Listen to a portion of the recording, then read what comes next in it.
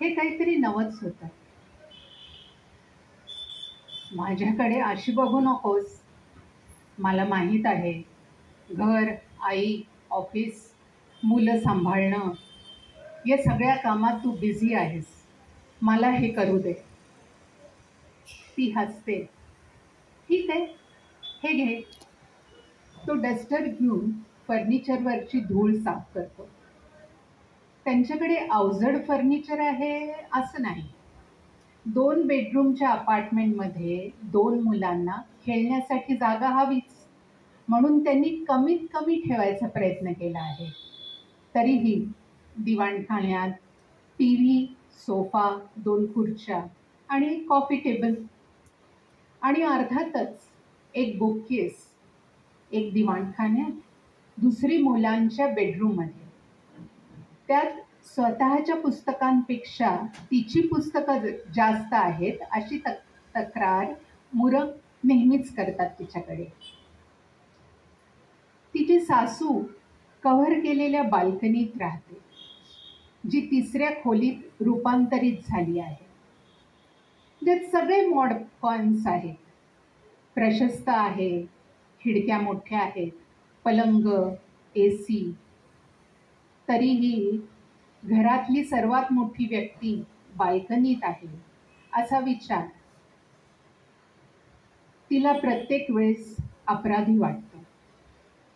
मोठा बाल्कनी घेऊ शकतो आणि सासू धाकट्याबरोबर दुसरी बेडरूम शेअर करेल ह्या तिच्या सूचनेला तिच्या नवऱ्याने धुडकावून लावलं. सासूबाई हसल्या होत्या आणि म्हणाल्या, राहू दे ग, मला स्वतःसाठी थोडी वेगळी जागा आवडते. हे माझ्यासाठी चांगलं आहे. त्यांचं पुत्रप्रेम बघून तिला आश्चर्य वाटलं होतं, पण आतापर्यंत तिला ह्या घराच्या पद्धतीची सवय झाली होती. ती व्हॉट्सॲप उघडते. महामारीवरील नेहमीची माहिती, परदेशातून आलेले व्यक्ती क्वारंटाईन, दुसरा पॉझिटिव्ह असल्याचे, चिंता, नैराश्य, काही टिप्पण्या, काही जास्त धोक्यात आणल्याबद्दल संताप, सहानुभूती आणि योग्य माहिती. हा गट एकमेकांना बऱ्यापैकी पाठिंबा देणारा आणि विनम्र होता. आणि मग सुनीताचा ब्लॉग, एक नवी कविता. नाही.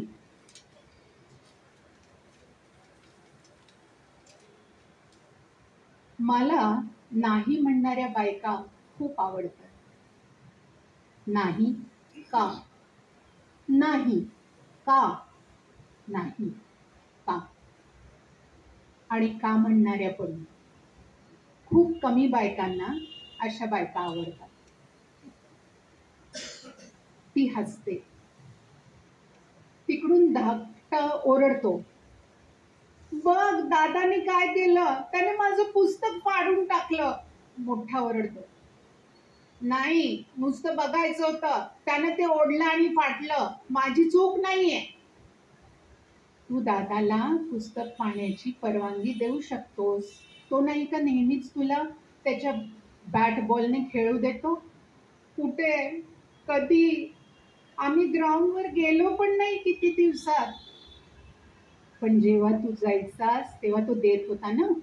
आता त्याला दे बघू, मदत करेल तुला पुन्हा नीट पुस्तक करायला. कसं? दादाला विचार. मला दे, बघू दे जरा मला. त्या दोघांचं लक्ष लगेच तिकडे वळतं. ती बघते, दोघांचं जमतं. देवाचे आभार. मोठा म्हणजे बडे भैयाच अगदी, आणि लहान का नेहमीसारखा माझा दादा हिरो. ती एकाच वेळी आनंदी आणि वैतागलेली असते.